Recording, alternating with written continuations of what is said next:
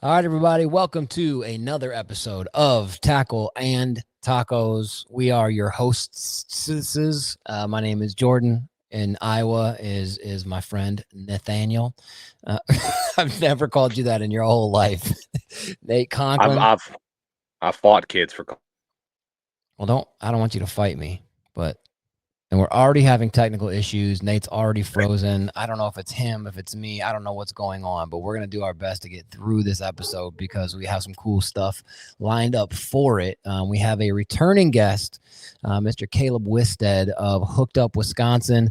Dude has like 70,000 followers on YouTube, in my opinion, and not just because we've had him on the podcast, but one of, if not the best YouTubers out there for really well shot, really logical, easy to follow how to's, and one of the most diverse multi species guys. And so, what we're going to talk about tonight is how to fish like right at ice out. So, if you're on a river, if you're on a pond, if you're on a lake, when the ice comes out, how do you attack the fish? Where are they going to be? Are they going to be shallow? Are they going to be deep? What kind of lure should you throw? What if you want to catch bluegill? What should you throw? And I just thought this would be a really cool guy to have on for it. And he was gracious enough to jump on with not a whole lot of notice because I wanted to launch it now. And yeah, so this will be really dope. If you're not already, please make sure you check out. Let me bring up the little ticker on the screen on YouTube. Make sure you check out Caleb on YouTube, which is youtube.com/@ Caleb Wistad, and then Instagram's Hooked Up WI because he lives in the greatest state in America. And Nate, the Bassmaster Classic is over. What did you think of the ending? pretty dope ending for sure. I never hoped for like a kind of a blowout win, but it was still kind of cool Yeah. to see, especially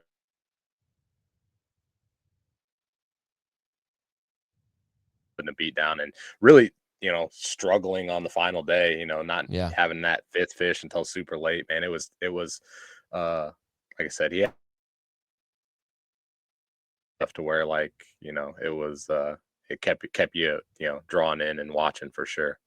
Yeah, I thought it was really good. And the thing I like about it too is like there's a lot of hate out there in pro, but not a lot, maybe. I feel like overall, this whole industry of like outdoors, Wisconsin, fishing, hunting, the whole vibe, not just Wisconsin, but everywhere, the whole vibe of just being outside. Most of the people, I would say, are good folks, good hearts, care about each other, whatever.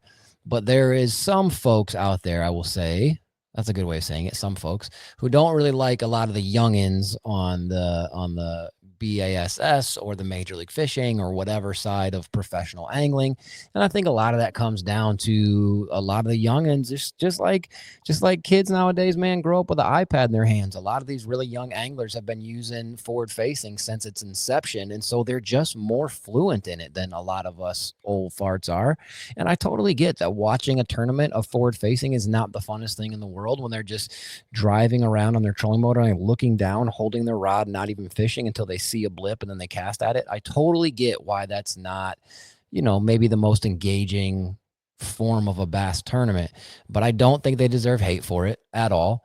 I don't think they're necessarily bad anglers. I don't think if you put them on a lake in, northern Minnesota, they wouldn't be able to catch something without forward facing. But what I will say, all of that spoken of all the youngins, Easton Fothergill, who just won the Bassmaster Classic. Huge congratulations to that fella. Heck yeah. I would say his vibe, he's got a really humble, not that the other dudes don't, but Easton specifically has a super humble, unassuming, very like, and I don't know if anybody doesn't know his story. Maybe it's because of some of the things that have happened to him back in like 2023. He started having migraines. And then one day, he couldn't move. He was laying in his bed and he couldn't move. Like he couldn't get out of bed. He couldn't like move his hands. He couldn't like talk. Like he just got froze up and they didn't know what happened.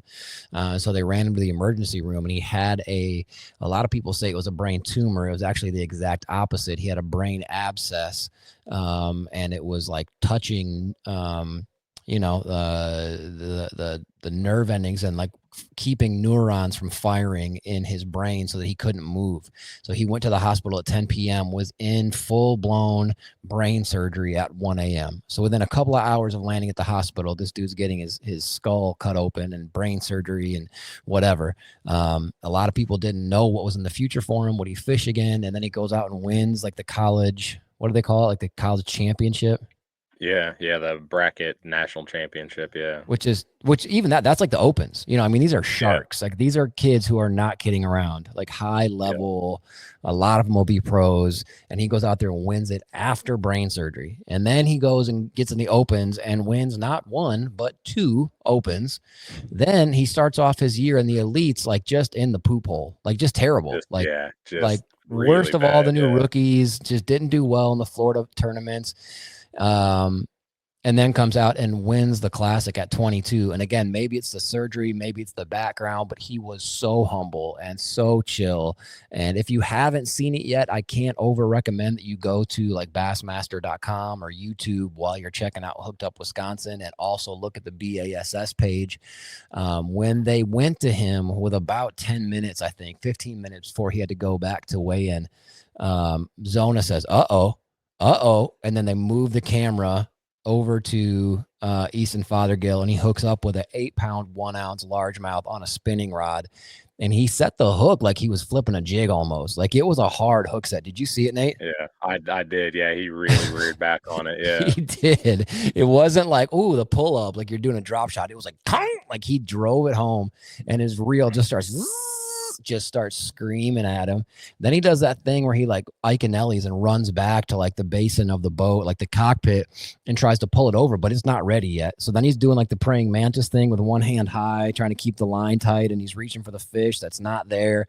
And like, I don't have a horse in the race, but the fact that he's a young, humble dude from Minnesota, and he's an Omnia boy, and we're big fans of Omnia, and he's reaching for it. I'm feeling all this anxiety watching him reach for this fish, and then Yeah. he pulls it over the gunnel, like he just yanks it over, like super, just snatches it when it gets close enough, and it's just a giant. And I think he knew, I think the announcers knew, I knew, like holy crap. Like this young dude, 22 years old, just won $300,000 by catching fish. And it was just kind of a dope moment, don't you think? Oh yeah, it was definitely dope. It was like I said, it was fun to watch, super engaging, and then Yeah. him kind of struggling the last day, and yeah, like you said, that fish catch that with you know time expiring pretty much like that's what you call a buzzer beater. That We're was in a March buzzer beater. Madness, so like that's like legitimately a buzzer beater to win the tourney for sure. Yeah, that's a good word. I never thought of calling a fish a Yeah, buzzer beater, but it's exactly what it was because it was right it up against was. the Yeah. ropes. Like, and the thing was, I think he would have won without it, right? By like just a few ounces, not by Yeah, much. it would have been But would have been really, really close without that fish. Yeah. yeah, to another chicken tender, Trey McKinney. Which I will say, if anybody has heard me talk, I'm not anti. Okay, I'm not anti, but I'm not a humongous Dave Mercer fan. All right, I'll say that much. Don't wish the man any ill will. Like if he was crossing the road, I would stop. Like I don't, I'm not anti the dude, but like I just don't think he's the greatest all the time. But I have to give him mad credit. This was so freaking funny when Hunter Shryock, who ended up in I think 5th place in the Derby, he was doing his weigh in at the arena with like the thousands of people there, whatever. And his little son, his baby son, is really into the Itsy Bitsy Spider. And so Hunter's like, I know this is weird, but if I could get the crowd to sing Itsy Bitsy Spider with me, my son would just be so thrilled. He'd be pumped. And so everybody in the whole arena is like, the Itsy Bitsy Spider run up the water spout. They sing it. And then Hunter's like, thank you. And then Dave Mercer, so much credit because Trey McKinney was in the hot seat, which meant he was the highest bag total at that point. Yeah. Dave Mercer goes, hey, I saw Trey McKinney get kind of excited over there. It wasn't too long since the last time he heard that song or something like that. It was so clever and like on the money with such a young angler sitting over there. And it was like not a diss, but it was just kind of funny. And like that was pretty good. I thought that was funny. Yeah, it definitely was. Like I said, it all around it was a good tournament. Yeah. Yeah, fun to watch. There were some times in the broadcast where you thought maybe they could do a little more airing of actual fish catching or Fishing. Yeah, it was fishing. weird. I Yeah, agree. rather. There was Yeah, it was it was weirdness. There it was a was lot of weird commercials and a lot of like can we just say too like The halftime report, nobody likes that. No one. Nobody wants a halftime report on the water, like, because it's not there is no halftime. Like, everybody's still fishing. Right. I don't know. Did they even do the halftime report at the Classic? They did it the first 2 derbies of the year in Florida, and I think everyone on earth was like, "This is stupid. Please stop." For sure. Yeah, Which it is was. fine. Take Yeah, chances, but yeah, yeah. I definitely, I think they're, trying something new, trying to, you know, gather more ears. But yeah, I mean, people just they want to watch fishing if they're watching it. yeah. It's what they want. So Yeah, our homie Mark was texting us. He's like, "Well, I've been watching it for like an hour, and I've seen like 11 minutes of fishing or something." And I'm like, "Yeah, it's a yeah, lot, way too many commercials and way too much talking and whatever." Like there was a couple times when they had like certain anglers in the Bassmaster Classic Convention Center, like commentating on the Classic, and like so the screen was split, but the anglers talking about the Classic were bigger than the anglers fishing in the Classic, and I'm like, something ain't right here. Like that, like yeah, that ratio, that ain't it. That's like getting a yeah, for sandwich that's sure. all bread and like one teeny piece of meat. Like that's not what I'm here for. Anyway, but it was a dope tournament. Dope tournament. We're gonna really, really try to get Easton Fothergill on. I think we have a connection through our buddies at Omnia. Again, we're not sponsored by them. We just really like their stuff. So hopefully we can make that happen. I think it'd be really fun to talk to him, about fishing and all that, sure, but just about life and all that, Heck that yeah. good stuff. So let's bring in the dude right now. The reason we're having this podcast, like I said, this fella, if you don't follow him on YouTube, I cannot over recommend enough that you do.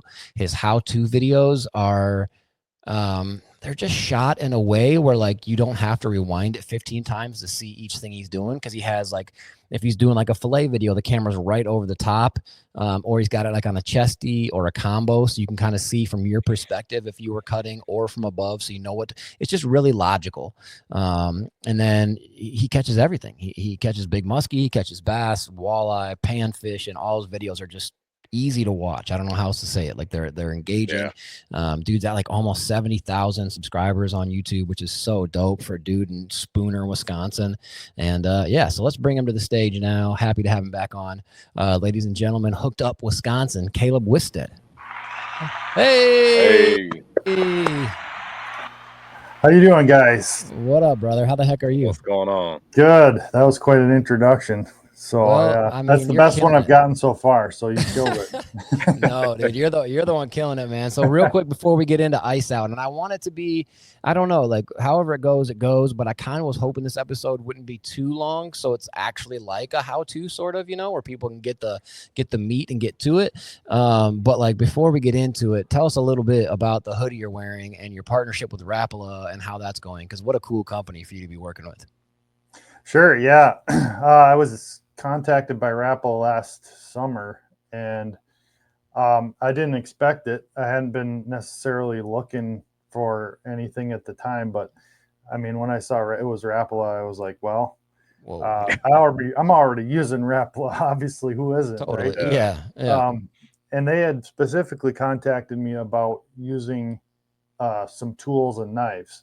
So I had been using a different brand for quite a while, and I had reached out to them several times, and they just weren't interested in any kind of partnership. So I was totally open there, fortunately, and that worked out really well. And then I ended up also kind of getting into the other some of the Crush City stuff, and it's not all exclusive, because Rapala does make a lot of products, and they own VMC, they own Suffix, They own all these other brands, Storm, but a lot of it I can promote and not interfere with a lot of my other brand deals. So it's been working out really, really well. And honestly, the Crush City stuff, like the sweatshirt I'm wearing, has been phenomenal so far. The stuff I've used, especially the Mayer swim baits, those things are absolutely unbelievable. Okay, that's your juice. Yeah, because we just had we haven't released the episode yet, but we just had Bob Downey on from Minnesota. He's a big Crush City guy, and he was talking about one thing that really impressed Nate and I was that they use different plastic formulations for each specific plastic. So like I've used the Bronco Bug a good little bit, and it doesn't have the elasteckiness in it that like the Ned bait or something does, because if you were to try and like run it across a wide gap hook, that elastec essentially gets in the way of setting the hook when the fish bites it, and yet it works. I just thought that was so smart. I've never heard of a company doing that before, being like that specific. Yeah, they're using the right kind of plastic for each bait. For their stick worms, they're using salted, heavier plastic that's going to sink. Yeah. The Ned baits are obviously that not plastisol, but whatever the other stuff is called. I can't Yeah. remember Yeah. the stretchy stuff. Mm-hmm. And it floats, which is what you want in a Ned. You want that tail to float up off the bottom. You don't want it to roll over and lay on its side. So Right. it's just common sense. But a lot of companies try and pass off Ned baits that are made of plastisol, and to me, that's not really a Ned. Like No, if it's it not. doesn't float, it's not a Ned. Yeah, for Yeah, sure. that's it. That's so Yeah. logical. Yeah. You'd think It's more a companies do it. It just makes sense. Yeah, it's a jig worm. I mean, that's what I would call a jig worm if it doesn't float. But Yep. that's so they're being smart about it, and they're using some proven colors too. They've got pretty good, solid color selection, Mm-hmm. and yeah, all the stuff works like it's supposed to. Yeah. The mares swim like they're supposed to. Everything's good. So I haven't had a chance to use a lot of the cross stuff yet. I Mm-hmm. just didn't do a ton of heavy bass fishing last year, but Sure. I definitely will this year. Yeah. Some more.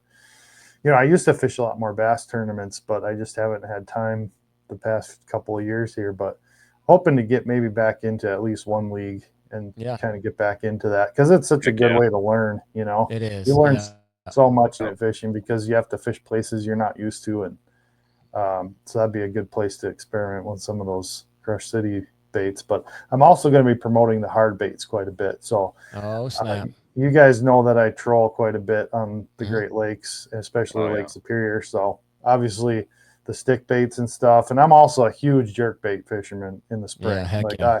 I freaking love that's like my favorite way to catch fish is jerk It is baits. so fun. So the new Maverick 110 series are pretty sick. Those are great baits, and they came out with a deep one this year. Mm-hmm. And I Yeah. like using those deeper ones for like walleyes, especially. Like I catch walleyes on stick baits all the way through June up Wow. here, Okay. if I can get them down there. So I'm Yeah. excited to try that one for walleyes, and of course the X Wrap series is great. The Shadow Wrap series is great. I mean, they Yeah. make so many great jerk baits. Mm-hmm. Yeah. I really like the lip on that new Deep Maverick because it's Mm-hmm. not necessarily like way longer, but it's like wider. Mm-hmm. Like on the Mega Bass, if anybody that likes jerk bait stuff, Mega Bass 110 and then the 110 plus one, the lip is really just a little longer. But then on the 110 plus 2 and the 110 plus 3, the lip is longer, but it's also wider. So it's Yep. grabbing more water, making it get down to that depth. And it feels like the Maverick, they just bypassed all the in between with the deep one, has made that bill wide and a little longer, which I was like, that's so smart. Like just get it down there. Yeah. Just get it down there. Yeah. And I think the big difference between the Maverick and anything else that Rapala has so far is going to be the nose down rest. Okay, Right? sure. Because Yeah. most of their other jerk baits rest level. They rest Okay. horizontal. The Yeah. Mavericks rest nose down like similar to the other more largemouth style jerk baits, the 110 style. Yeah. So it's a very different look when that bait comes to rest, and it's not Yeah. it's not perfectly vertical, Yeah. or it's not perfectly horizontal. So I think for largemouth especially, that's what I've found is the Maverick series is a better suited for largemouth. I don't know why that is, why largemouth like that look, but it just seems That to nose be. down. Yep, it just seems to work for them. So Yeah. Right on. I think to me it seems like they just love to eat them head first. I wonder if that has anything to do with it. Like could Maybe. be. that nose down kind of slanted forward, and they just pile drive them face Mhm. first. And I wonder if that has anything to do with it. Yeah. Yeah, I haven't seen that on smallmouth. I haven't noticed that as much. Like those X wraps are pretty hard to beat for smallmouth. Like I a love X wraps. big bright pink or super hot colored like clown X wrap in the spring is like it can be so on fire, that bite. Mm-hmm. Yep. And that's a great bait. So Yeah. I mean, how can you beat being hooked up with Rapala with all? I mean, there's so many great baits. No, yeah, you're a lucky yeah. dude, and I don't mean Yeah. lucky. You've earned it. You worked your butt off for it. Like your video content is great and your consistency is really good. But yeah, Rapala. The thing that I like about Rapala too, that I really, really like is, very often I think in the world of fishing, as new lures come out, people tend to forget, or the lure manufacturers stop making the old lures, like it's like, Mhm. oh, there's this new hotness, like forget about that old whatever. But like Rapala still puts out the Husky Jerk. Rapala still puts out the stinking original floating minnow, which, you could strongly argue is the first jerk bait. I know Yep. it wasn't a neutrally buoyant, but it was that long, slender shape. And, but they keep putting out the old stuff with the new stuff. So if you're a nut about the Husky Jerk and you think that's the ticket, and you don't want to spend $20 on a jerk bait, you'd rather spend $5.99 or whatever, like those are still options. I think that's pretty cool because a lot of companies don't do that. Yeah, and a Husky Jerk for an all-around multi-species jerk bait is a great jerk bait. I mean, It is too. you can get so many different sizes, all the way down to the little tiny ones for trout, all the way up to the big giant ones for pike and muskies, and Yeah. they all catch fish. I mean, that's a classic too, and that they're going to keep making that for probably forever. But they are adding new color patterns to all these. Like this year, they've added colors to a whole bunch of their hard baits. Okay.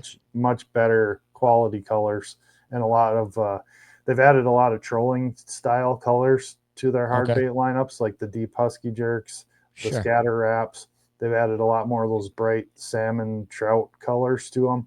Yeah. So that's kind of cool. I got a bunch of those, and we'll be definitely trying those out for cohos and stuff this spring. So Heck yeah, dude. Man, Yep. you're Nice, killing it, yeah. man. I'm stoked for you. Is it pretty exciting getting boxes from Rapala? yeah, yeah, Yeah. especially big boxes. Yeah. Yeah, Heck yeah, I dude. had a pretty big order this spring, so I've actually been spending a lot of time just organizing and putting tackle together, because Yeah. I've gotten a lot of sponsored tackle in the last year, and it's That's just kind of gets awesome. thrown in piles, and I'm trying to get more organized for this season. So I also I got about 20 of the Wrap Stack boxes. So Rappa's Oh, now snap. making tackle boxes, and they're really Yeah. nice. Yeah. They're really Okay. nice. They're a single latch, so you don't need two hands to flip two latches. It's just a one Oh, latch, sure. which I really like. And they're pretty tough plastic too. They don't bend, and they're not like all wonky like some of them. The Yep. dividers are real thick and beefy. Huh. So I'm redoing most of my tackle and putting them in those, because they're just superior to a lot of the ones out there, that at least the ones I had. That's dope. Huh. Yeah, it's almost like Rapala. It's almost like Rapala's like, all right, well, we had the hard bait game forever. Now let's just take over everything else. Yeah, Like soft plastics and tackle boxes. Next thing you know, they're gonna come out with like the new Rapala bass boats and the Rapala deep feed walleye stuff. And like, wait a second. All right, so yeah, man, let's talk. Let's talk, Caleb. Let's get after I don't necessarily want to call it like a how-to, but you and I were talking before we hit record.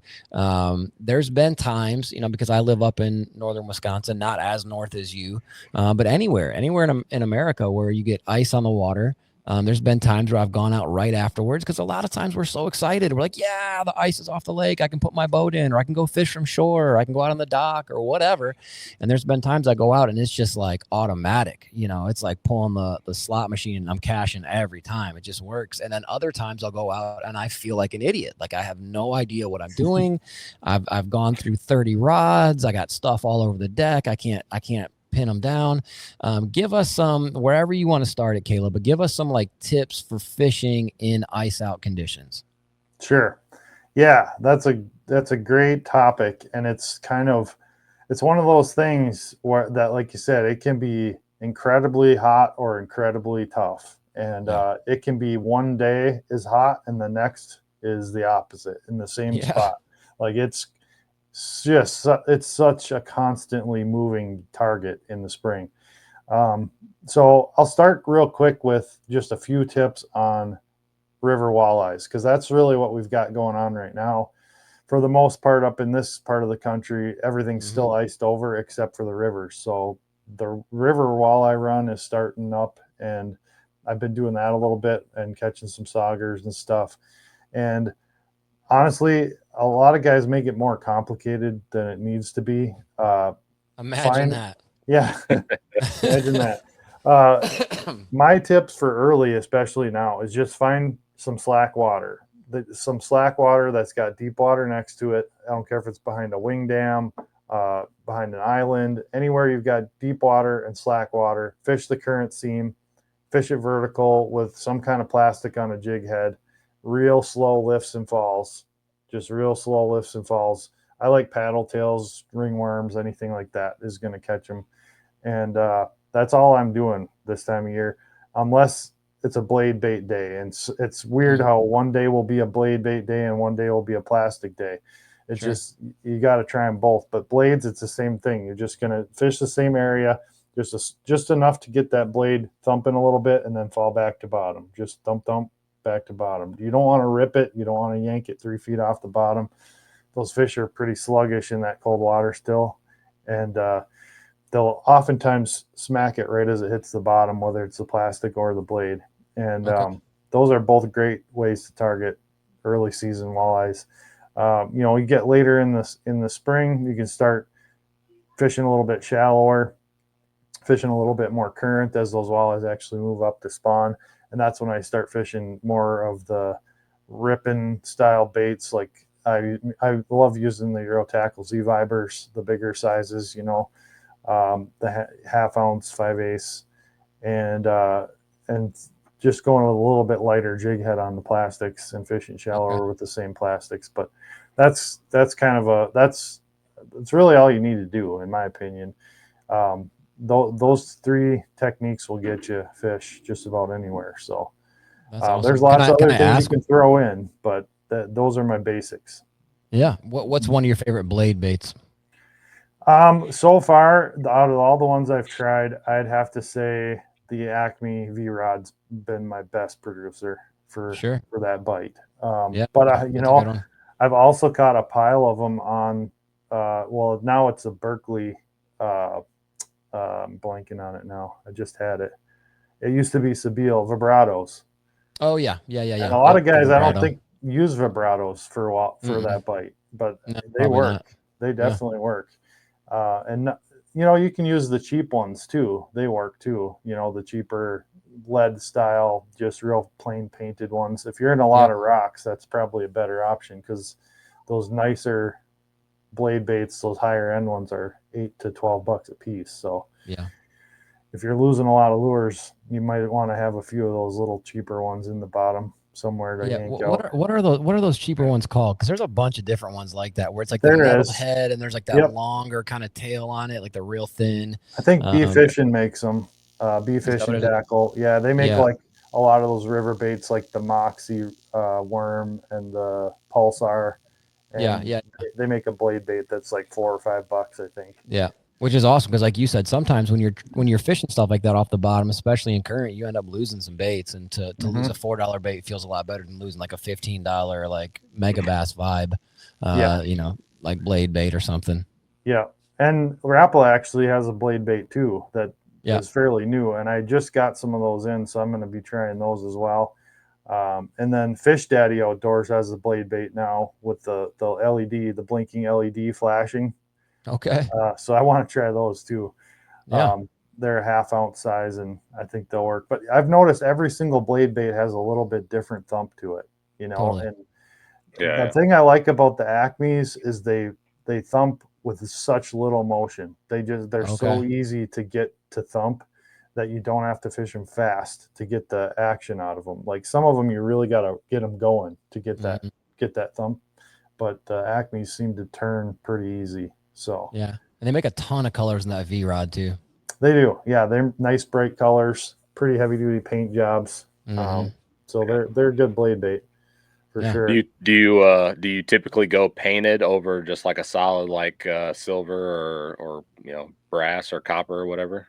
Bronze? Yeah, I've had more luck with bright colors in the river in general. I've not had a lot of luck with silvers, golds, bronzes, shiny stuff in the river. It's mostly bright colors, super bright, like chartreuses, pinks, purples, oranges, yellows, stuff like that. Yeah, that's good advice. More, heck yeah. All right, so what else? What's another? So let's just say, if you're on so that's a great tip for river fishing. And you're right. Right now, where we live up here, I work at a boat place, and guys are coming and getting their boats like crazy. And the reason why is they're all going to the river. It's like the only thing open. The big lakes, Wistad, Altoona, all these lakes right around us are not open. But let's fast forward. Let's say, I don't know how long it's going to be, 2 weeks, maybe. I'm not sure. Some of them are really starting to getting move. there. We get Yeah, some they warm are. weather, it won't take long.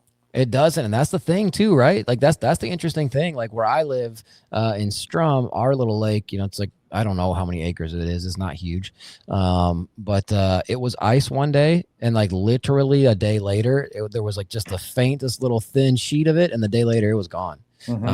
It doesn't take long when it starts to warm up, especially if it's got current. It gets pushed out of there pretty quick.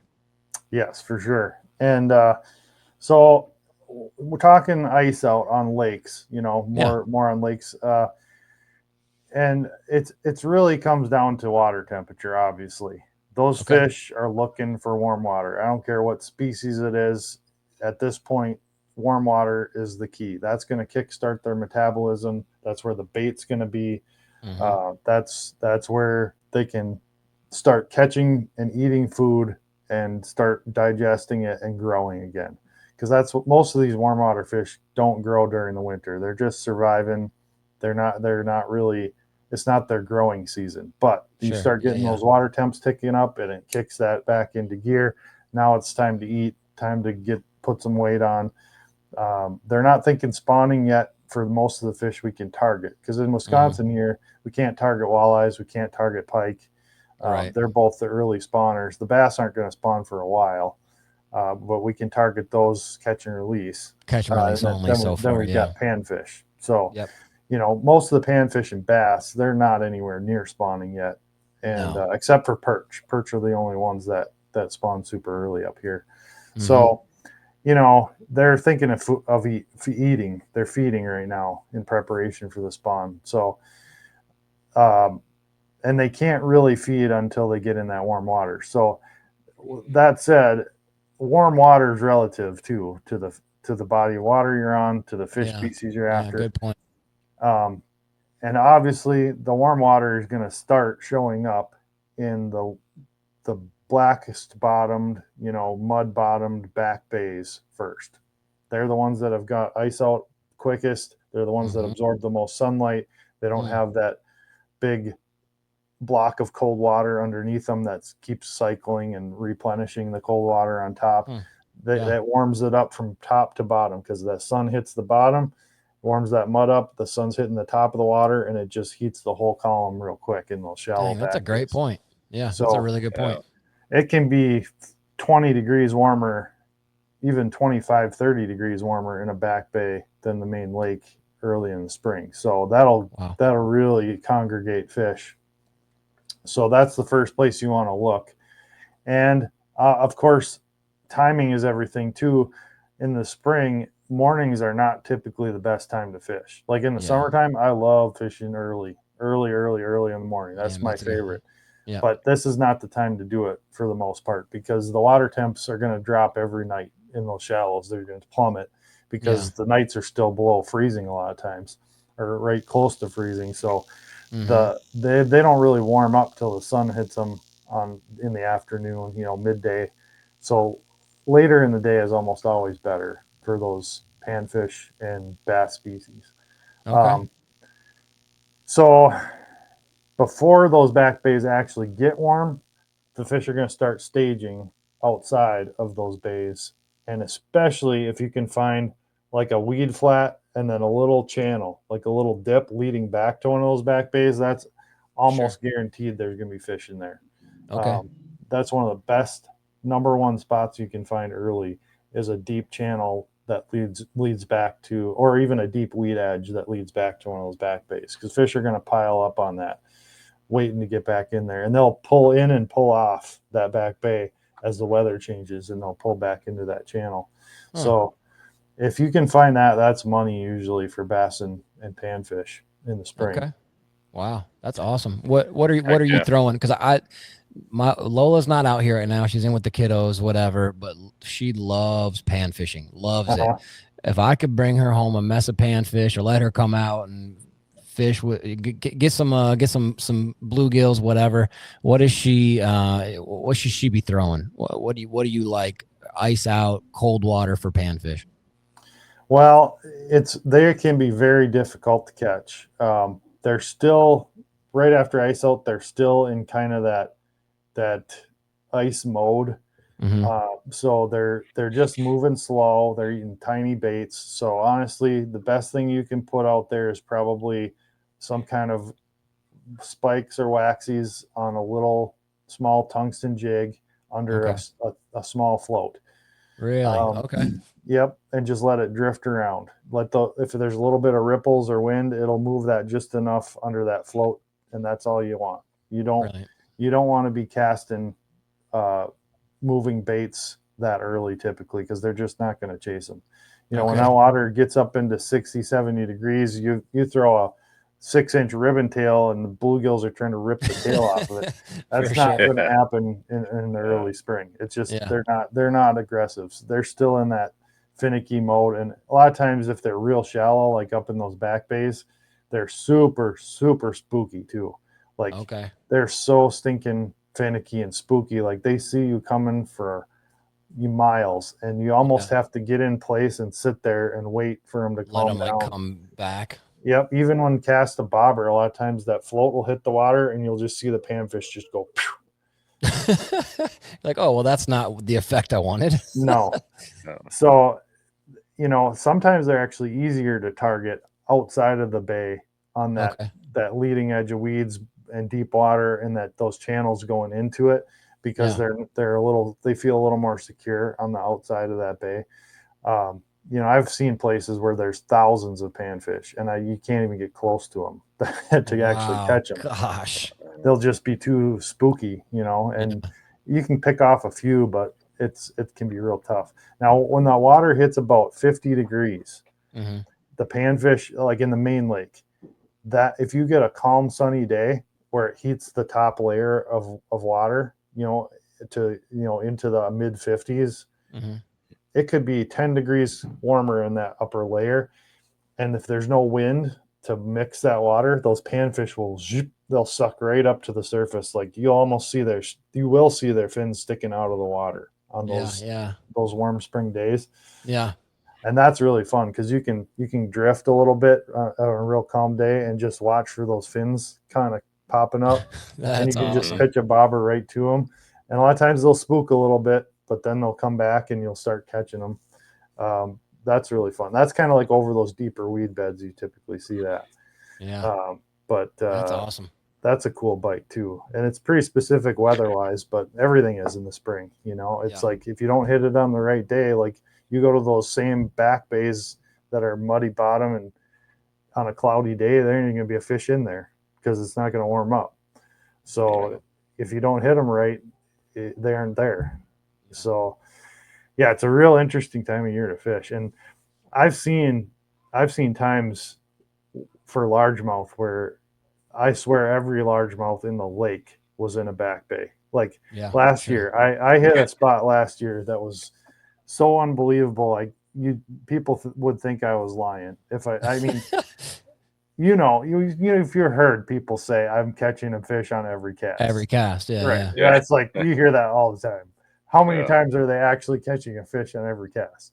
Yeah. Like I was catching a fish, or if I didn't catch one, I was missing it and getting bit 2 or 3 more times before it got back to the boat. Like what the heck? For hours. It was insane. How do you leave that? How do you drive away from that?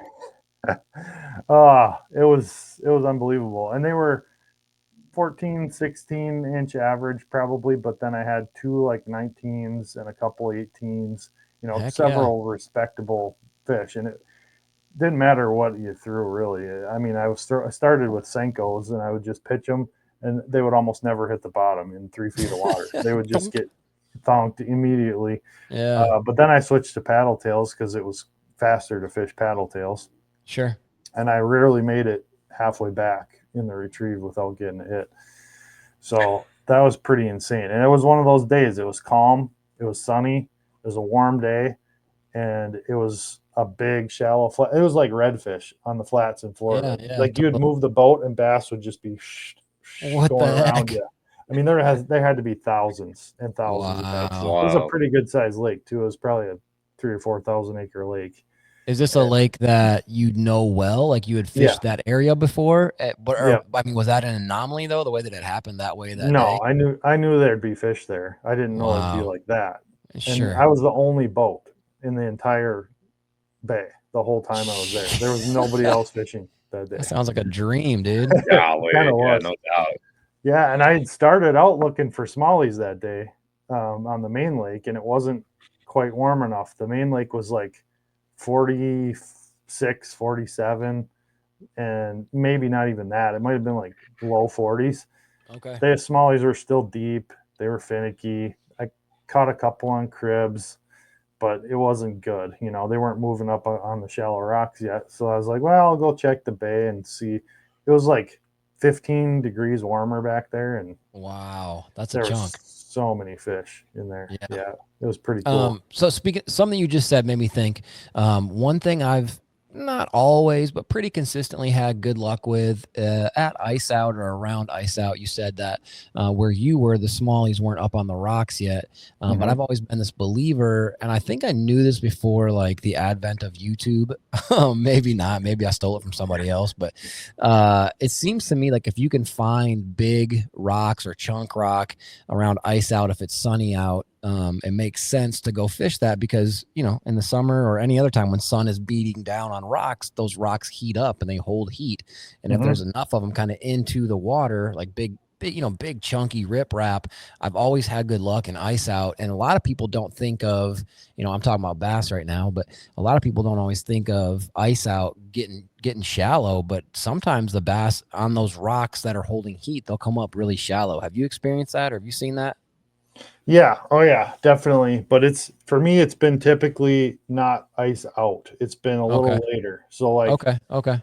because no matter how warm it gets during the day and how much sun you get beaten on those rocks, if the water's 38 degrees or 40 degrees, it's not going to get warm enough to pull fish up in there. Sure. But you start getting into that low 40s, like 42, 43, where all you need is a few more degrees to get into those upper 40s, which is typically when they start moving uphill. Then that's when I typically start seeing the smallmouth hit those. And it's usually only in the afternoon on sunny days. Yep. Yeah. When it's been getting warmed up on those rocks for a few hours, a good little bit. Yep. But Yeah. what will happen is before the temps actually start coming up, they want to get up on there and they'll hang off the edges of those rock piles, and they'll actually suspend at the same level sometimes off over the basin a little bit. So we've caught them on deep jerk baits off the edges of the rock bars out over 20, 30 feet of water, but only 10 feet down. I follow you. Okay. Yep. Yeah. And That's a that's good kind tip. of an interesting bite because you don't really expect them there, you know. Yeah. We just kind of discovered that by accident, but there's definitely something that happens. I think what happens is basically they start moving up and just getting at that same depth they're gonna be, and then they move in at that. They don't necessarily creep Sure. up the They don't do ledge. that. Yeah. They They just go go. Burp, vertical Right. burp. and then horizontal in. Yeah. I don't know why, Okay. but either that or they're actually coming up from the bottom 20 feet to hit our jerk baits, but I kind of doubt it. Yeah. I think they're Doubt that getting too. up in that Maybe. upper layer starting to get warm, a little bit warmer, and they're just starting to move up in the afternoons, but they're not ready to get on the rocks yet. So if you're Yeah. not getting them on the That's a good rocks, point. but you think they're close, just try some of those deeper jerk baits off those edges, and you might Yeah. end up getting into them. Yeah. So you're a Rapala guy now, Caleb. Do you like throwing like DT10, some of the Dive 2 series, like on that kind of thing to get them down a little bit? You know, I am not a. I will tell you this right now. I have never been a great crankbait fisherman. Okay. That's all right. I mean, I can troll with them, but as far as casting crankbaits, it's just never been something I've learned how to do really well. I've Sure. seen guys do it that Yeah. absolutely crushed, but I just have never. I just don't have the confidence in them, and I don't do it a lot. So if I'm fishing that situation, I'm typically fishing a swim bait rather than a Okay. crankbait. That makes sense. I have more confidence, you know, deep dredging a swim bait on a 1/2 or 3/4 ounce jig than I do on a crankbait. So Okay. yeah, that's kind of my style, I guess. But Yeah. I was just curious. I Yeah. did order a bunch of DTs Dude, they're so this good. year, and I'm gonna be They're fishing them so more. good. Yeah. Yeah, I'm gonna be fishing them more, Yeah. especially in certain situations. But I've not seen them really do well at ice out. They're Sure. typically more of a summer bait. Now, Yeah, yeah. lipless cranks, lipless Yeah, lipless can crankbaits, be really good at they ice can be out. very good early, and Mhm. it's kind of the same thing as those blade baits. It's not really a straight retrieve, and it's not really a rip. It's like a jig almost. Yeah, You're almost yeah. jigging it, so Mhm. you're just getting it enough to kind of just barely get it thumping, and pulling it off the bottom, and then back to bottom, back to bottom, back to bottom, and just jigging it back. And that can be really, really good on some of those spots for largemouth or smallmouth, either one. Yeah. Yeah, that's a great piece of advice. I'll say too, if anybody's ever fished big rubber baits, big plastics for muskies, very often what will happen is you'll feel more or less like a tick. It's like they do this suck thing. It's not always this big violent explosion bite that you would expect. Mm-hmm. And when I've done sort of like that slower, not a full blown yo-yo, but a kind of a Mm-hmm. slow, methodical up and down with like a lipless, I've had that happen. That same sort of bite with a largemouth, where on the fall as it's going down, I see the little tick. I just see that little pop in my line. It's not this big. It's not Yep. it's not Easton Yep. Fothergill on that 8-pounder and it's peel and drag. It's this little tick, and then when I reel on the slack, he's there. So that can be a really fun bite. It's a different style, I feel like, of a bite than what you'd usually get on a lipless crankbait. I don't know if you've Yeah, experienced that, Caleb, but it's pretty cool. it's not a violent strike. No, It's more like a hit you would get on a jig, yeah, real it's just similar. like, yeah, they just kind Yep, of they suck it just up, suck and it then in. Mm-hmm. that's Yep, so freaking exactly. fun, though. Yeah. And speaking of bites, the jerk bait bite is my favorite. Oh my gosh, it's so Because good, it's dude. just that twitch pause as long as you can stand it, and then all of a Yeah, sudden you'll twitch the next time, and there'll just be a fish on it. yeah, it's it's the It's Yeah. best, it's dude. so crazy. Yeah, it's I the still best. can't. Every time I do it, I can't believe it works, but Yeah. it works so good. It, on this Yeah. show, we've talked about it multiple times, Caleb. When I was a little kid going to Hayward, my uncle showed me a husky jerk, and Mm-hmm. like legitimately, it was like just total mind blown. Like when he pulled it in the water, and I was like, "Oh, cool! It's kind of like some crankbaits or whatever." And then he paused it, and it didn't sink, and it didn't rise. And I Mm-hmm. was just like, "This is. Wait a minute. Is this like the devil? Is this some kind of witchcraft?" Like it did. My brain just could not put together that it could stop and not move. And Mm-hmm. I've just never grown out of it. Yeah, especially like you said, when they hit it, when you're on the pause, and then you go to reel in a little bit or to give another twitch, and there's weight there, and it's like, oh, it's almost like surprising every time. Yeah, every time, and it feels Yeah. so good to just load that rod up, and I love it. It's in my top 3 ways to fish for sure, and Hard to beat. it's a great Hard to beat. multi-species method too. Like I've been catching a lot of trout the last couple of years on smaller jerk baits, those little uh, Z spenders from Eurotackle, little 2-inch ones. Okay, sure. Crappies too, man. Crappies, once they get staging to spawn a little bit later in the spring, when they start moving up on the docks and like those shallow weed beds where they're Sure, going to yeah. spawn, you Mhm. get those warm sunny days, and you just twitch that thing, pop pop, and just crappies one after another. Whack. Yeah, Man, they I've love them. never thrown. I don't think I've ever thrown a jerk bait for a crappie. That sounds freaking Yeah. Oh, fun, dude. dude, yeah, That you does would sound really love it. fun. It is Yeah. so fun. Yeah, Yeah, it's that it's sounds something fun that, and tasty. yeah, and it's one of those things that I just learned recently in the last couple of Okay. years. We would always try and catch those crappies on jigs and Mhm. feather jigs or plastics, or suspend something under a float.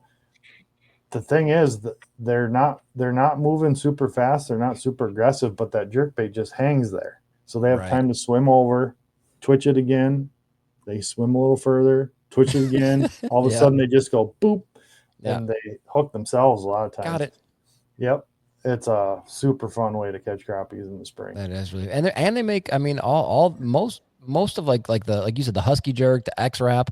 Like I have my boats over here. I have some X wraps in there that are teeny, like little like brook trout colored and perch colored. They are awesome little jerk baits. And you would think that in such a small lip it doesn't get action, but they can move. They can dance pretty good on a little spinning rod. Like pop it down. They can really dart all over. That's what you want to do. You want to keep your rod tip down and just keep Whack, it right over whack. the surface and slack line it. That's the key Yep. with jerk baits. Slack Agreed. line. You never ever want to have your line tight when you hit that bait, and it just swack. Yep. And the thing about the Z spender is it'll go to about 3 feet on the retrieve, and it's the best action and the best hang time of any miniature jerk bait I've ever seen. Okay. Now the other ones work, but I'll never throw any other 2-inch jerk bait since I've been throwing those. Okay. They're Where can just you? Because I know it's not the. Yeah. I know that company, but I know it's not a huge company. It's not Nope. Rapala. It's not Mega Bass. Whatever.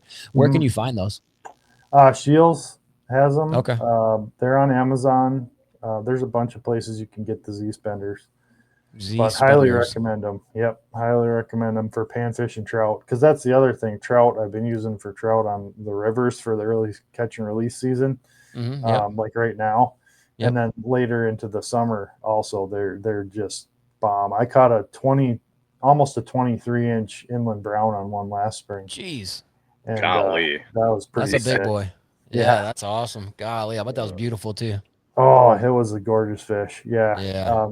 And that's another thing, like right now, that a lot of people don't take advantage of is that early trout season, because we're dinking around with all these warm water fish trying to get them to eat something. Trout are in absolute full blown savage mode in cold Yeah, I'm water. saying, yeah, they're angry. They're coming up in schools, and they're wolf packing stuff. Yeah. Yes. Like right now, right after ice out is prime time to whack some trout, and they're super aggressive. So get out there on those little trout streams, and I've been fishing swim baits for trout for about 3 or 4 years now. I just did a video on my channel about basically how to fish them, but I mean, I'm using up to 3-inch paddle tails and catching piles of trout on them. Yeah. Okay. Yeah, I think you'd have to downsize because their mouths aren't that big, but you'd be surprised at what a 16-inch brown trout will try and eat. And a lot of times people downsize and they're like fishing these tiny little flies and stuff in the spring, trying to get these finicky trout to bite. Well, they're, like I said, they're not finicky this time of year. They're hungry, and they'll eat a big bait, especially browns and brook trout. Like they're predators to the core. So they are. Yeah. Especially around here. And they're just freaking beautiful. Like when you pull them out of the water, you can just look at them. Like they're just the neatest patterns, cool colors, the way their eyes look, the feel. I mean, they're cool fish, man. They're a really underrated fish. Trout are great. Yeah, I love trout fishing. Yeah. So that's another good springtime opportunity is to just hit some of those catch and release trout areas. Now, I did hear in Wisconsin they're talking about actually opening up a catch and keep season for trout earlier than May. They're talking like beginning of April possibly for next year. So that'd be sweet. The thing about trout is like a lot of those places that we fish trout get almost inaccessible in the summer because they're so overgrown and brushy, and the bugs are so bad, and it's just like it's like you're trying to fish in the Viet Cong jungle. You just expect somebody to pop out of the grass and start shooting at any second. I mean, it's like Tropic Thunder. Oh, it's so nasty in there. Like you don't even want to be there. So having that earlier spring season when the grass is still all beat down and you can actually get around and move around, and there's no mosquitoes hordes chasing you down, and you're not sweating your behind off, in your waders when it's 80 degrees. It's a nice time of year to hit the trout stream. Yeah, for sure, man. Do you have a lot of trout streams up in Spooner area? I wouldn't say a lot, but the ones we have are quality. Okay, sure. We've got some really solid trout fisheries up here. Yeah. Have you fished at all in like driftless region trout streams? A little bit. Yeah, and it's good down there for sure. It's really good. I've only done it a couple times and had no idea what I was doing and still caught fish, which, is just a testament to how good the fishing is if you can not really know what you're doing and sort of figure it out on the fly. And I don't mean fly fishing, but, as you go. And the funny thing is, too, like in the driftless region and certain times a year, like right now, when you go by certain creeks and little river arms or whatever, you'll just see 3 or 4 trucks parked, 2 or 3 cars parked. A bunch of them have those cool like fly rod cases on the top, like that's super long with like a little hole in the back for the reel. And I'm like, okay, trout must be moving. They must be biting because you got dudes just stacked. I think it's cool as heck, but it's fun to watch. It's cool. Yeah. It's a good thing to have in the state. It's one of our really good resources we have is the driftless for trout. And Yeah. And it's just beautiful around that area. it is. Yeah, it is. And, this weekend, the Brule opens, which that's something I've done for years is fish the Brule River up there on the south shore of Lake Superior for steelhead. Yeah. And migratory browns. We get some native brook trout, and some of those fish that stay in the stream, like the more resident browns too. You get a bunch of different mix of fish up there in the spring, but the real fun ones, of course, are the rainbows that get up to 30 some inches and and fight again like banshees. And they're just beautiful. They're Yeah. just awesome looking fish. Like they're just. Yeah, I've seen. I'm a sneakerhead guy too. Like I love shoes, and I've seen guys who are like fishermen and sneakerhead guys, and they'll like custom like airbrush their shoes like rainbows, and I'm like, oh, dude, not rainbows, but like rainbow trout rainbows. Yeah, probably both, depending on the kind of guy. Yeah, for sure. And it's just they're just such a unique pattern. Or even like brookies, those little circles, like with the color, and then like the ring around it. Like they're just they're like a art. I don't know. They're fish and they're art. They're just neat looking. Yeah, trout are great. Yeah. So Caleb, I would say most of our people who listen and watch our show, whatever, are like us, real into bass fishing, into everything but bass fishing. What are some of the lures? I know you said lipless, but what are some other lures you would say either right at ice out or just shortly after that you think, number one, give us a couple to maybe like not worry about right now, and then give us a couple that you think you should be throwing. Sure. As far as ones to not worry about, top waters, just don't even think about it yet. It's too early. Probably your more faster moving crankbaits it's a little early. Let's see. You can catch them on flukes and stuff, but I've had better luck with those later too. And then your deeper, heavier jigs and stuff, bass jigs. I typically don't fish jigs till it gets a little bit later, and fish are, moving towards that shallow cover. Sure. It's interesting. A lot of times early, the fish don't relate to cover and like they do later in the summer. They're perfectly happy to just be out in the open. I don't know why that is, but that's totally true though. Yeah. You don't catch them pitching in shallow brush and logs as much early, even though they're shallow. Sometimes they don't seem to hang by cover as much. So it's a great time to fish, fish like those paddle tails on a light jig head. That's a great early season bait. Just something that's going to thump real slow. You don't have to put it on a heavy jig head and crank it, burn it. Just a slow retrieve. Obviously the jerk baits for largemouth and smallmouth both. That's a super key bait for early. I have done pretty well on stick worms, just like your Senko style baits too. If you know where the bass are, if they don't cover water fast, but if you know where the fish are, they can definitely catch fish early. If it's real early and the fish are still deep and they're in their wintering areas, like the smallmouth, oftentimes they'll stick by those deeper brush piles and cribs and stuff quite late into the spring. Yeah. And drop shotting is how we usually catch them. So drop shot is another rig you want to definitely have in your arsenal for early, especially for smallmouth. We've done really, really well drop shotting around deep cover in the early spring for smallies. So that's another one that works really quite well. And then hair jigs. I know a lot of guys that throw super light marabou early spring for smallmouth on ultralight tackle, and that's a really good one for when they're finicky. You got to be able to cast it. You got to have the right rod and line and everything to cast those things because they are hard to cast. They're super light, and those fish are spooky, so you got to get them out there a ways. But you got to make a long cast. If you can make the cast and have the right setup for it, they can be super effective on smallmouth. They just have that leechy, fluttery, slow sinking look to them. So that's another good one in the early spring. Yeah. Do you have any hair jigs, like specifics that you like? I really like the Outcast Tackle Fighter Fly. I don't know if you know that one by Seth Fighter. Mhm. He basically took a crappie hair jig and then modified it with a bass hook and added a little more fluff. But I feel like it's a good kind of specific to what we're trying to do with it. Hair jig. Is there any that you really like?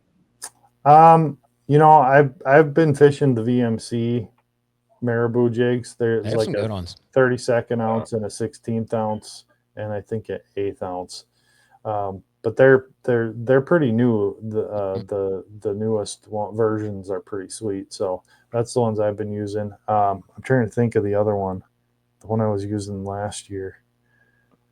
I don't remember the brand, but it's just they're all kind of similar. They're Yeah. that fairly heavy hooks, for bigger fish, but light jig heads, marabou.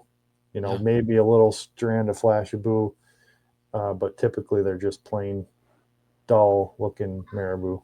Yeah, yeah, you're exactly right. That subtle sort Mhm. of movement in the hair jigs, especially if you're somewhere that has just like the slightest bit of current where you don't have to do anything and the current kind of moves it for you. You can Mhm. almost do it like what the Canadians call a Cindy rig, where you're just kind of reeling it back in real slow and the current kind of Yep, it moves just that puffs fur. that. Yeah, Yep. that's like you said. A lot of times this time of year, when it's just after ice out, the fish are not darting unless they're trout. They're not darting 100 miles an hour and going full bore. And so a subtle Mhm. presentation for a slower moving fish just seems to make a lot of sense. Nate, do you throw hair jigs? I know you've had like those crazy, like super fancy looking hair jigs made that you had like custom ordered or whatever. But are you a hair jig guy, Nate? Yeah, no, that's those bigger hair jigs for bass are the only ones that I have, and those are like big like rip style hair jigs, big, Mhm. 3/4 ounce or 5/8 ounce hair jigs. That's those are the only ones I've really tossed around. I haven't thrown much for marabou or the fighter fly or anything like Yeah. that. Yeah, you should try the fighter fly, Nate. The really funny thing about the fighter fly is I almost knocked my heater over with my foot right now. If you just saw me like jerk forward, what a lot of guys will do the fighter fly because it is so little is they will cut like Caleb was saying, like a stick worm, like a Cinco. They'll cut a Cinco into like an inch piece, not necessarily to have as a trailer, but just to add a little bit more weight to the hook so that you can Mhm. actually like cast it out far enough. Because he's spot on. When the water's super cold and clear, the fish are just, I mean, they're like crackheads. Like, I mean, they just get scared from everything, any ripple on the water, Uh-huh. any movement of your trolling motor. And then he's right, you'll see them just fly out of there. So that little bit of Cinco, you can cast it just a little bit farther, because you want to come in a little more quietly. Dude, it's wild. If I don't know if you have one on your boat, Caleb, I don't on mine. I don't think Nate does.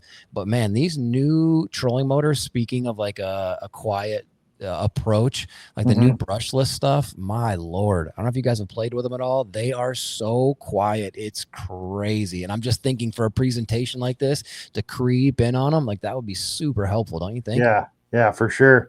I don't know if you guys know this, but I just got a brand new 2025 boat like last week. Did you Oh really? wow. Yeah, yeah, Okay.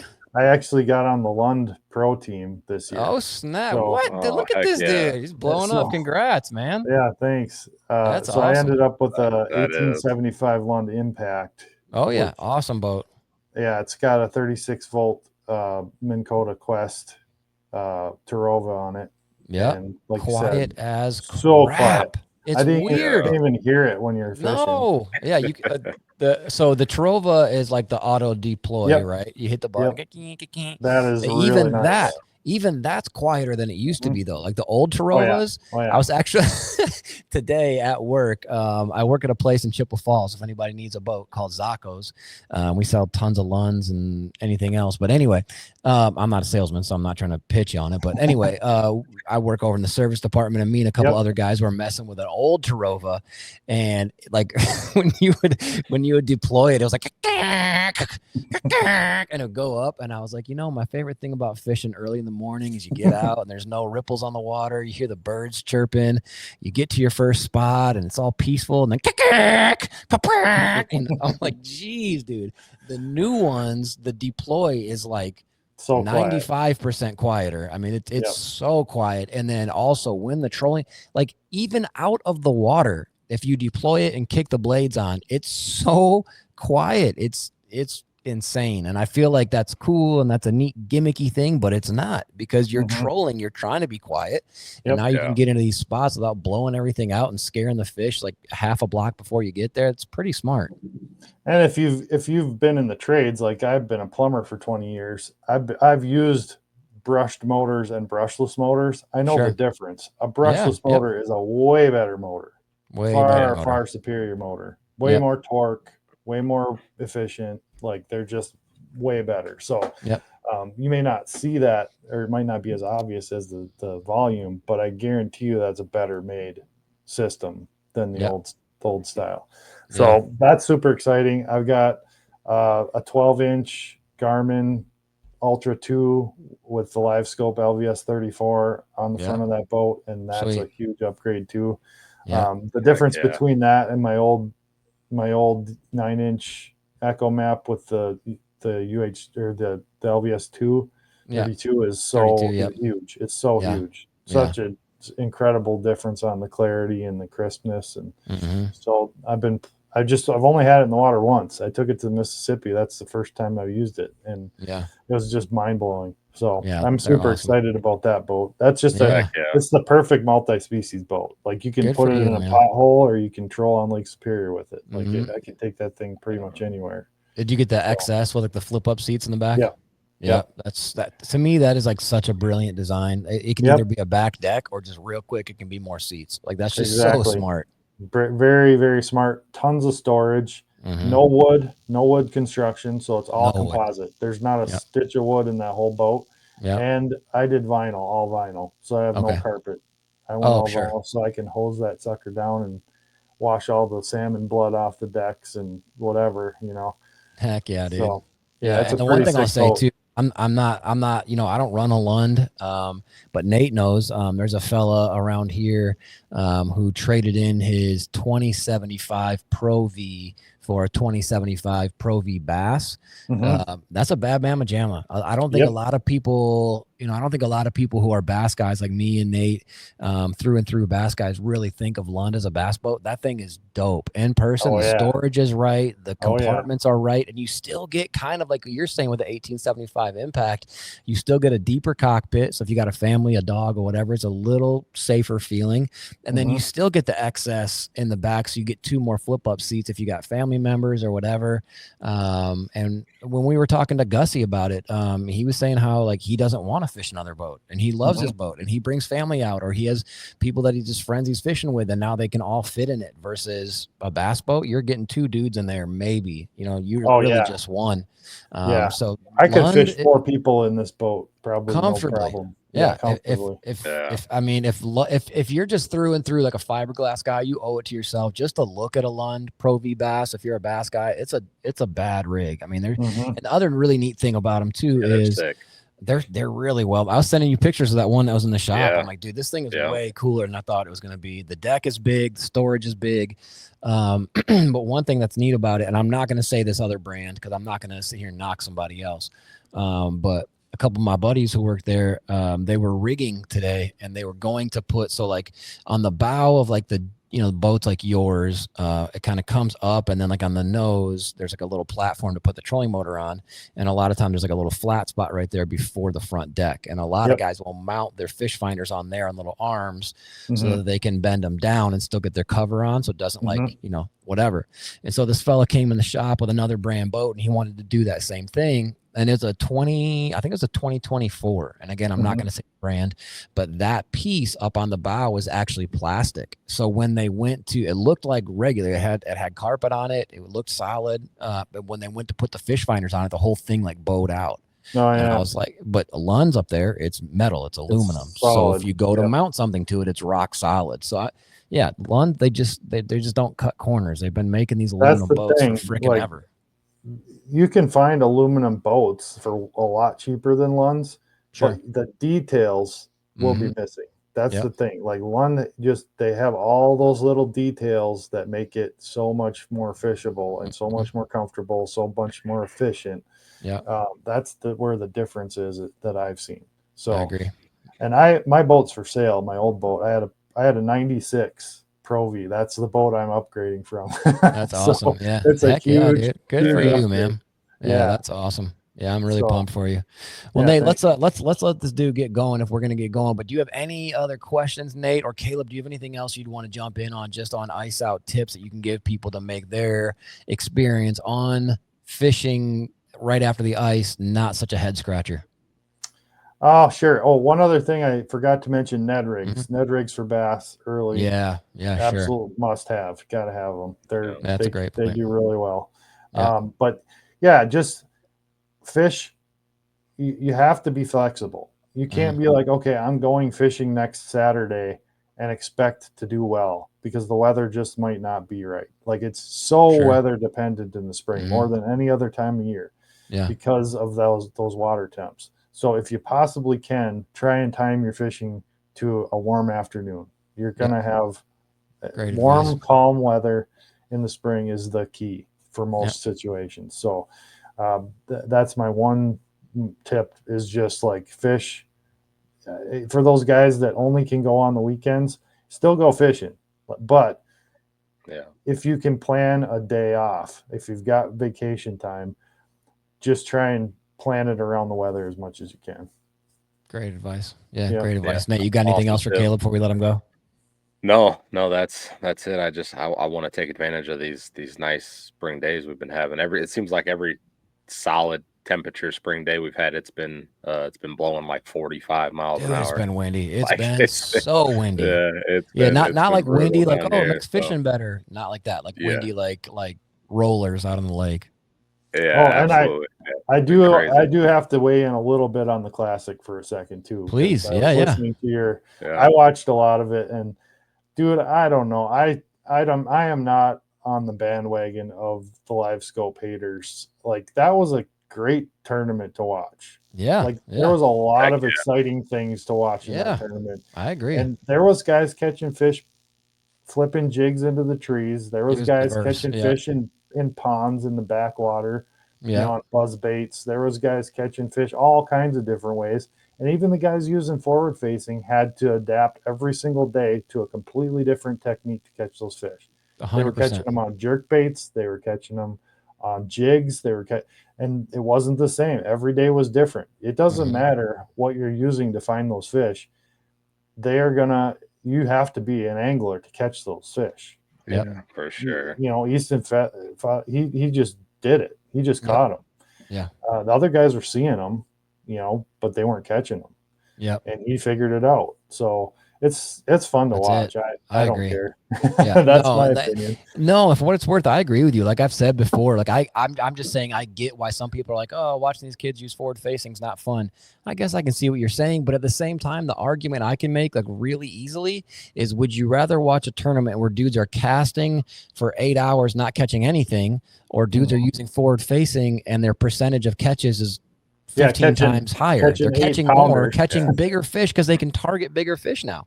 Like I don't even think that's arguable. Like, since forward facing and people have gotten really good with it, the number of big fish, it's all the time. Like, how many fish did they catch in this tournament that were over 6 or 7 pounds? There was a lot. Yeah. I mean, it's pretty incredible. And that you're going to keep seeing, you're going to see Easton Fothergill's bag eclipsed at some point. For sure. Yeah. Like, and he just broke the record. He just broke the record, and he's got the biggest one for now, but it won't last. Like, some of these fisheries have such huge bass in them. And I mean, you look at like, what some of these YouTubers are doing on some of these lakes with 10 pounders in them. They're catching them almost every trip at the right time of year. Yeah. It's crazy. So, Yeah. So it'll happen, but I think I'd rather see big bass caught. I don't really care to watch a tournament that's won by a bunch of pound-and-a-halfers. Yep. I would agree with you there. Yeah. So I'm all for it. It doesn't bother me like it does some people, but yeah, I like your opinion. I agree with you for sure. Yeah. No doubt. I like seeing the young guys win. Honestly, I kind of enjoy it. I don't know. Yeah. It's cool to see these kids just all of a sudden their dreams come true, and you can just see it on their face. This is like, the peak of their Yeah. existence, you know. And it was, dude, It's it was so cool. cool too. When Easton had like his sisters on stage and they're all crying and stuff. And like, it was just so sincere. Like, it was a very family specific mode. And then on Bassmaster.com right now, there's an interview with Easton that I really appreciate. They set it up like super raw.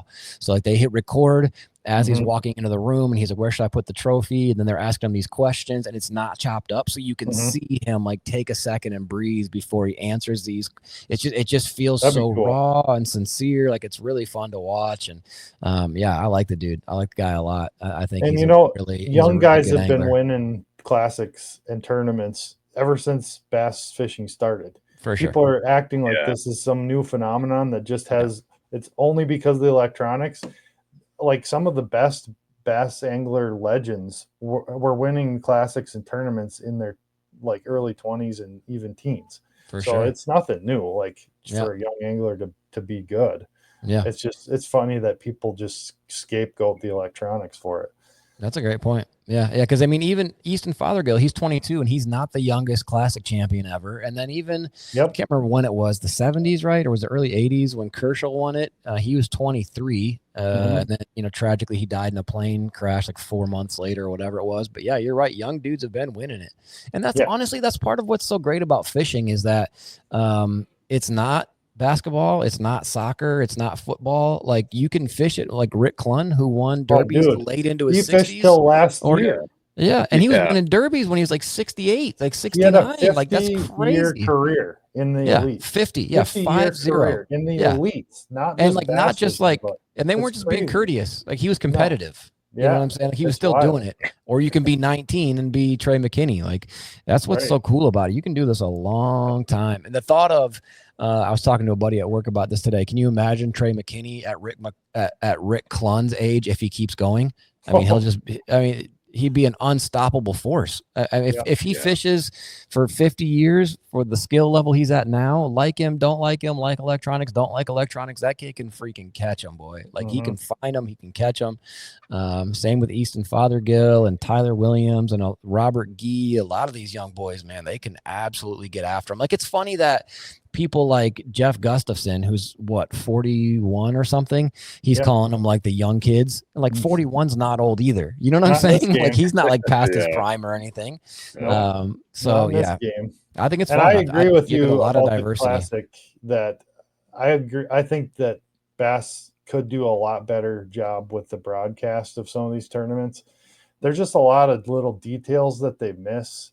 Like, dude, I don't understand what they're doing silencing the crowd noise. Dude, yesterday was so weird. With that? It was it's so like, onward. Only the MC mic was on. It was so weird.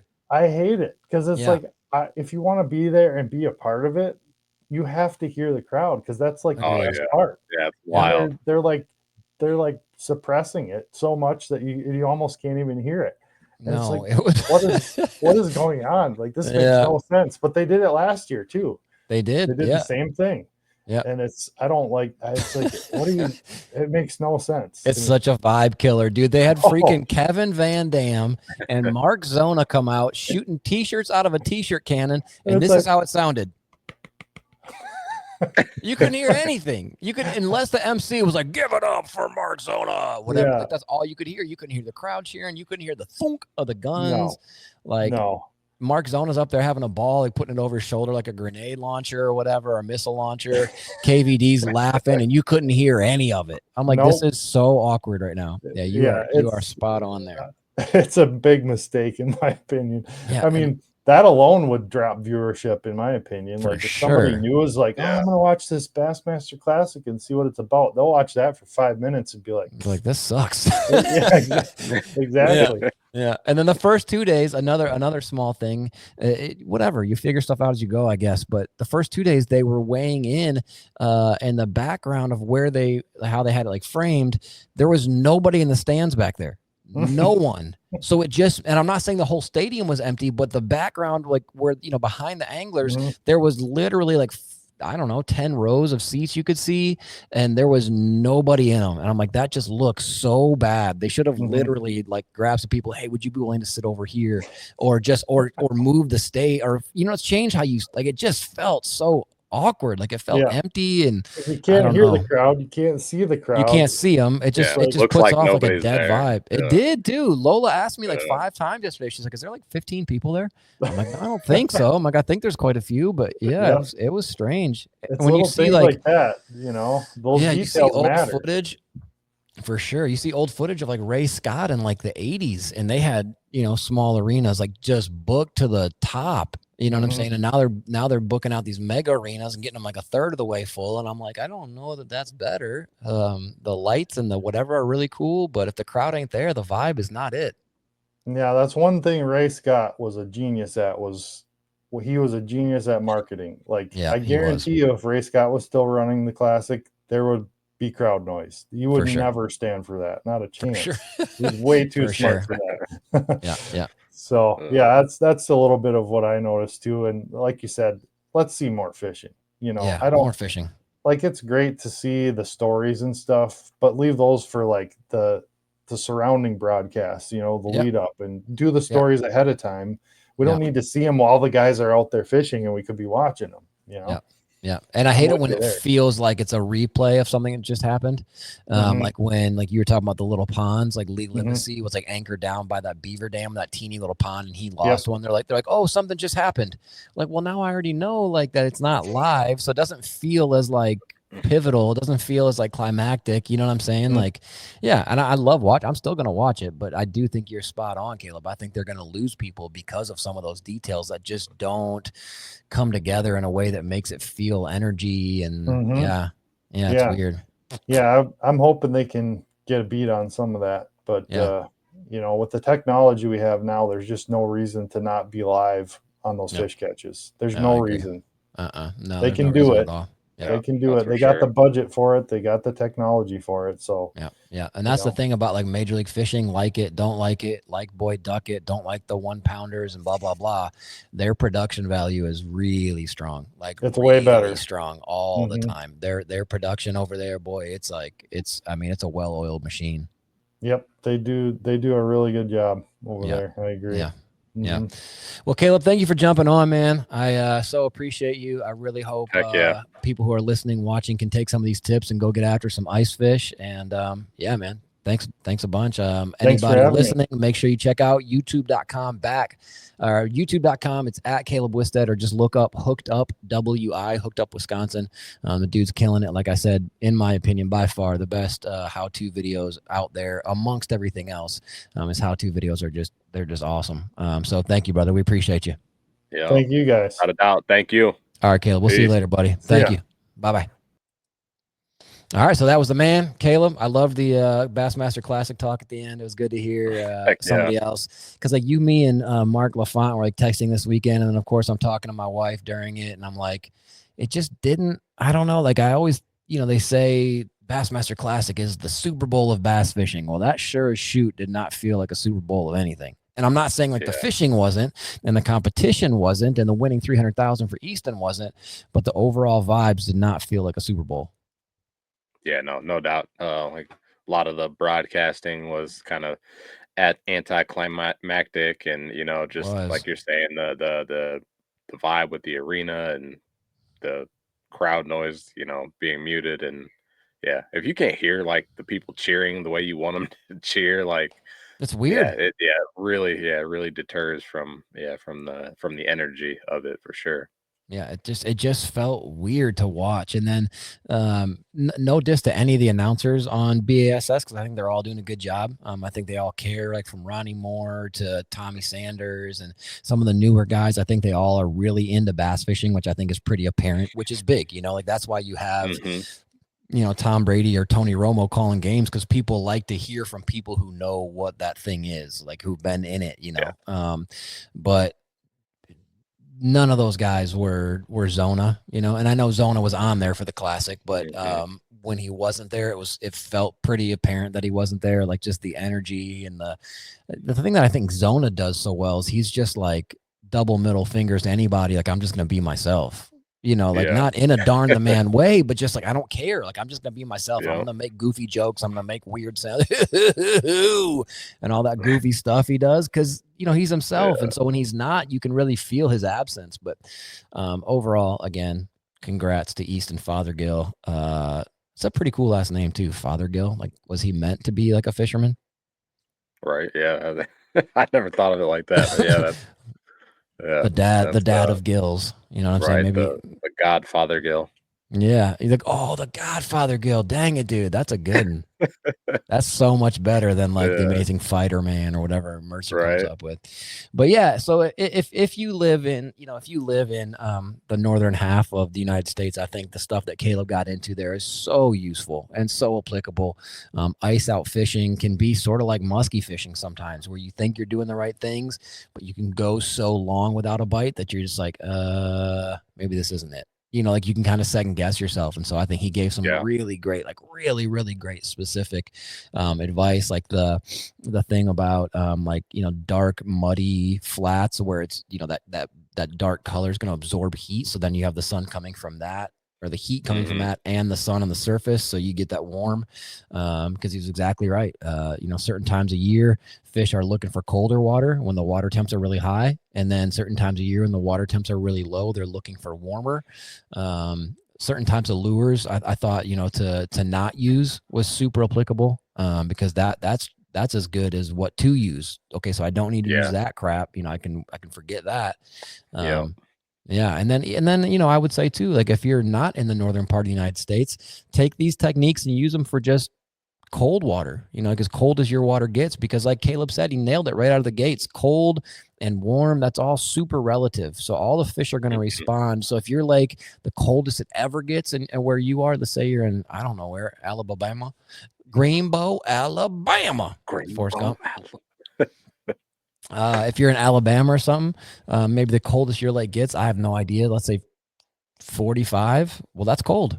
That's cold for those fish when they're used to so much warmer. And so some of those, slow pump lipless or blade baits or whatever could be absolutely killer, even if it's not quote unquote ice out. Yeah. What'd you think, Nate? Yeah, no. Yeah, he hit it on the head. Gave us some great info. Some stuff I really want to use are the the walleye techniques. Get out and chase some of these walleye. I feel like anytime I've like attempted to target walleye, I've just been like floating in the breeze. Like I have no idea where I'm going or what I'm doing. So so some of those tips, with kind of that slow rip with the blade baits or even the plastics, the paddle tail stuff. I've typically been like, I guess I don't know if this is like the kid in me or what, but like if it's not like a jig head and a grub, I'm not really catching walleye on it. Like that's like that, you know what I mean? That's like just where you're at. Yeah. That's it. Yeah. If it's not a twister tail grub or something like that, I'm not catching a walleye on it unless it's by mistake. So I was gonna say I catch them on accident sometimes for sure. Yeah, for sure. But that's kind of how I grew up catching them, and if they don't eat that, I don't know what to do. So and dude, catching walleyes, like it's funny because I'll pick on walleye fishermen sometimes, not really, but I'll be like, dude, you spent all this money on a boat and all this money on tackle, whatever, to reel in a log. Because a lot of times walleyes don't fight. Sometimes they do. Sometimes they'll get really hard head shakes. And other times it's like reeling in a waterlogged log that's just kind of laying down there. But waterlogged log or not, them stankers taste so good. A fresh, thick walleye fillet in a pot, fried up in some butter or something. There's not a lot better than that, because I love crappies, I love bluegills and panfish, but the fillets don't get thick like they do in a walleye. A good, clear, clean water, thick walleye fillet, dude, that's hard to say no to. Yeah, that's no doubt. Yeah, deliciousness. That's the for juice. sure. Yeah. And we haven't bagged on Culvers for a while. You never have, but I have. I ain't gonna do it. I love Culvers, but their cheese curds are overrated on a level I can't even explain. It's like I don't know. It's like AC/DC. Might be the most overrated band in the history of mankind, right? Like in my opinion, I think AC/DC guitaring is like somebody who picked up a guitar a week ago, like the guitar playing. I just said guitaring. How stupid do I sound? The drumming is, and then the singing is Like that's not really singing. You're just sort of shrieking. And I always wonder, we're going on an AC/DC rabbit hole here, Nate. Come on, Right. come with. I always wonder, like, let's just say you got a band, right? Like, hey man, you want to start a band? Like, yeah, dude, let's do it. We got a dope bass player. We got this guitarist who can do all these cool riffs and do all these tricky chord progressions, which that's not really AC/DC, but whatever. We'll just say it is. We got a drummer who can keep time. Dude, we need to try out some singers. Some guy comes in, he's all like, when I sing, let me be. And you're like, okay, cool, whatever. And another guy comes in and you sing whatever. Then the one guy comes in like, and you're like, that's the guy. That's the one. That's it. What the F? like, how did that vocal, and I get it, like at this point, AC/DC, like that vocal is synonymous with the whole like Thunderstruck and whatever else. But like, rather be up with those American guys. Like, what in the? It's kind of like, I think AC/DC is terrible. Terrible. No, yeah, I wouldn't have guessed that was your opinion at all. I'm sorry. Positivity is worth the effort. But I think Culver's cheese curds are the same. Everybody thinks they're just the greatest thing ever, and they're just okay. Like they're just not that great. Okay, they're just not that great. But what I will say about Old Colby's, they butter burgers, fantastic, so good. Get all the crap on there. Get all the fixings on it. Throw some bacon on it, of course, because bacon. But also right now, thank Jesus for Easter and all the Catholics and Lent and all that, because now you can get the walleye at Culver's and you can get the walleye sandwich. That motor scooter bad. Like that's a bad mamma jamma. That's a Sammy. If you gonna get a sandwich at a fast food place, dude, please, anybody listening to me, while you can, because it doesn't last long, go to Culver's and get the walleye sandwich. It is so stinking good. Do it, I'm Nate. gonna have to try it. I haven't had it yet. I'm gonna have to try it. I'm down. Do it. It's so good for sure. I was just thinking too while I was talking, that dude from AC/DC, I wonder if they thought the same thing the first time they heard Be Real from Cypress Hill. Because he don't talk like that. You know, like when I got on my feet and I might and I hate and I might like he doesn't talk like that. That's not his speaking voice. Like I'm saying and I'm membrane. Like he doesn't talk like that. That's not how he talks. He just changes his voice to rap. And I just wonder if like the first time that the boom boom boom boom boom, and then he comes, he's like, yo, let me grab my microphone. They're like, what in the, or they just like, yo, that's dope. They're probably all smoking so much weed. They're like, that is dope. That's exactly what we need. We need like a weird little Hispanic dude with a high voice that sounds like a cartoon. That's perfect. But they did the thing. AC/DC is one of the biggest rock bands ever. Cypress Hill left an indelible mark on hip hop. So, no hate, but like a little bit of hate. But yeah. Maybe that's what it is. Maybe that's what it is. People got sick of. And what the funny thing is, I'm not a big Cypress Hill fan, but like I really like Danny Brown. I don't know if anybody's ever heard him, but he's got a super high pitched voice too. Super high pitched rapper. He's really, really dope. But that's it. Appreciate you guys for listening. We are brought to you by Grizzly Coolers. That's our presenting sponsor, grizzlycoolers.com. You get 15% off with the code WCB, Whiskey Charlie Bravo, at checkout. Like that dope cooler Nate's got in the background. They make dope coolers. They make dope water bottles and drinkware. They have this really cool like copper series of cups, like the cup that Nate has, but it's in this really rad copper finish. Dope apparel, the best hunting blinds, like the most thought through, specific to hunting blinds you can buy at grizzlycoolers.com. Coffee cups like Nate's drinking out of right now. Also Loophole Optics. We love their stuff so much. I have a box right here. Can you see it on camera? I have a Loophole box mounted on the wall. It seems like you can see it, but it seems like a lot of what you have going on back there is like, I don't like, where's Waldo? Like, you don't know what is, like you're just trying to find stuff. Like, you just hid different pictures in the background. I like it. Yeah, it's just a bunch of old school like fishing stuff. This is a painting that Lola did. That's a lure that my dad gave me that we bought up in Hayward from the legend Pete Mena like 100 years ago. I don't know. It's just kind of random all over the place. There's a loon. There's a bass. Over their shoulders, a super old painting of a muskie. I don't know. I love the old school like outdoors vibes, but Heck yeah. Leupold.com, LEUPOLD.com. And then, of course, Giltech. I will say right now, Brian Schwaller, the guy who runs Giltech, he's just a hard-working, smart, dedicated lure builder, human, family man. He's building his home, just had a kid, and so he's kind of behind on building Giltech stuff right now. But it will be launching soon along with the new website. And I kid you not, if you've ever thrown a swim jig, we could focus on all kind of other stuff. They are the best swim jigs I've ever thrown. And I have thrown everything from JDM stuff to Dirty Tackle to Super K to Strike King and everything in between. And these are the best swim jigs I've ever thrown. We were buying these jigs before we ever got sponsored by them.